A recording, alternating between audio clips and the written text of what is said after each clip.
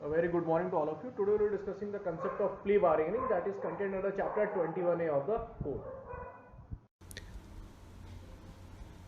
A plea bargaining is a contractual agreement between the prosecution and the defendant concerning the disposition of a criminal charge.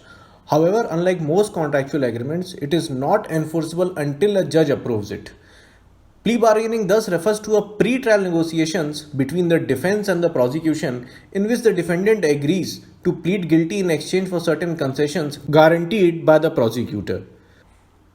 Black's Law Dictionary defines plea bargaining as the process whereby the accused and the prosecutor in a criminal case work out a mutually satisfactory disposition of the case subject to court's approval. The source of plea bargaining can be attributed to the United States, wherein most of the criminal cases are disposed of on the basis of plea bargaining. The concept of plea bargaining is said to have based on the principle of nolo contendere, which is a Latin word. It means I do not wish to contest. The concept of plea bargaining is prevalent in many countries as Europe, Australia, and Southeast Asian nations. The concept of plea bargaining is added in our code under chapter 21A from section 265A to section 265L with effect from 5th July 2006.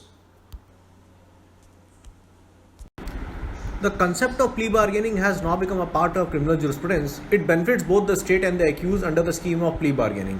If an eligible accused admits his guilt voluntarily, the court may release him on probation and award lesser punishment than prescribed. This way, the accused saves the time and money both. Prior to the amendment of 2005, the concept of plea bargaining was not recognized and was considered against the public policy under the criminal justice system. Now, what we can see under the code was that we have section 320 of the code wherein the compounding of certain offences with or without the permission of the court was permitted. Except compounding of offences, the concept of negotiated settlement in criminal cases was not permissible. Neither the state nor the public prosecutor nor even the judge can bargain that evidence would not be led or appreciated in consideration of getting a lesser sentence by pleading guilty before the court. Before the amendment, the same was being considered in many cases.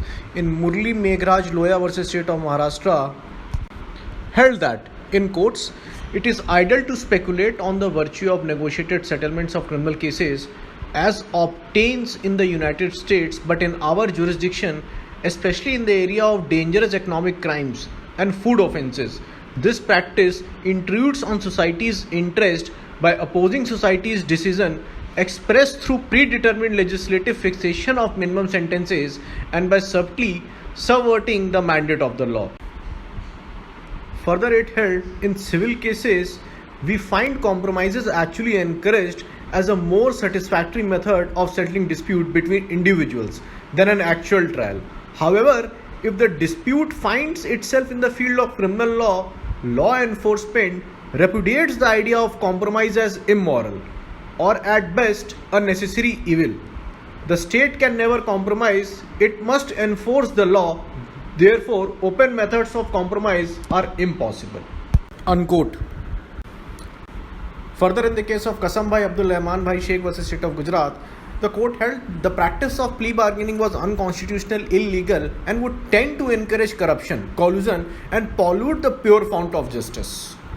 Taking the above view, the Supreme Court in Uttar Pradesh versus Chandrika held that it is settled that on the basis of plea bargaining, the court cannot dispose of the criminal cases. Mere acceptance or admission of the guilt should not be a ground for reduction of sentence, nor can the accused bargain with the court that he is pleading guilty, sentence be reduced. The Gujarat High Court in State of Gujarat versus Natwar Harchandji Thakur recognized the utility of doctrine of plea bargaining. In view of the inordinate delay in disposal of cases in general and in criminal cases in particular, and huge backlog of cases in courts, in the changed circumstances, introduction of the concept of plea bargaining in Indian criminal jurisprudence and jurisdictions requires rethinking and reconsideration. In some jurisdictions in other countries, plea bargaining in some of the cases where larger interest is not involved and when the dispute revolves around the individuals has been successfully introduced. The concept of nolo contendere is practiced in some of the jurisdictions like the United States, wherein the accused has three options as far as pleas are concerned. Either he pleads guilty, not guilty, or he pleads for the plea of nolo contendere, means he does not wish to contest. Section 265A deals with the class of cases to which the concept of plea bargaining can be applied as relating to offences other than those relating to an offence for which the punishment of death or imprisonment for life or for imprisonment for a term exceeding 7 years has been provided under the law for the time being in force. However, it does not apply to cases where the offence affects the socio-economic condition of the country or offences against a woman or a child below the age of 14 years of age. So, referring to Section 265A, the provisions of plea bargaining are not applicable in the following cases. Means the offences in which the maximum sentence is above 7 years, the offence which has been committed against a woman or a child below 14 years of age, or where the accused has been previously convicted for the same offence, or offence which affects the socio-economic condition of the country.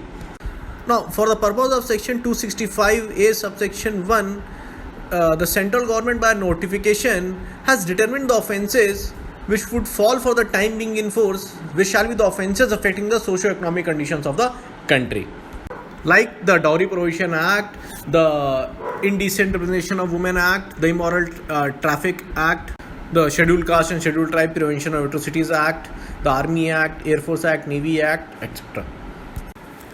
Section 265B of the Code deals with the application for plea bargaining by the accused.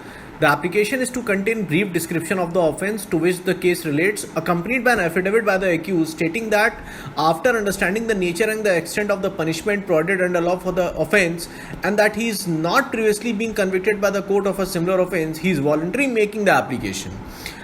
After receiving the application, the court is to issue notice to the public prosecutor or the complainant and to the accused to appear on the date fixed. If on such date the court, after hearing the parties, is satisfied that the application was made by the accused, it was voluntarily, it shall provide time to the public prosecutor, a complainant and the accused to work out a mutually satisfactory disposition, which may include giving the victim by the accused the compensation and other expenses. Now, Section 265C prescribes the procedure to be followed by the court in working out a mutually satisfactory disposition. In a case when it is instituted on a police report, the court shall issue notice to the public prosecutor, investigating officer of the case, and the victim of the case, and the accused to participate in the meeting to work out a satisfactory disposition of the case. In a complaint case, the court shall issue notice to the accused and the victim of the case. Under Section 265D, the report of the mutually satisfactory disposition is to be submitted before the court, which shall be signed by the presiding officer of the court and all others who participated in the meeting. After hearing the parties on the quantum of sentence, the court may release the accused on probation of good conduct or after admonition under Section 360 or deal with the accused under the probation of Offenders Act. Or if the court finds that minimum punishment has been provided under the law for the offence committed by the accused, it may sentence the accused to half of such punishment, or in any other case may sentence the accused to 1/4 of the punishment provided for such offence.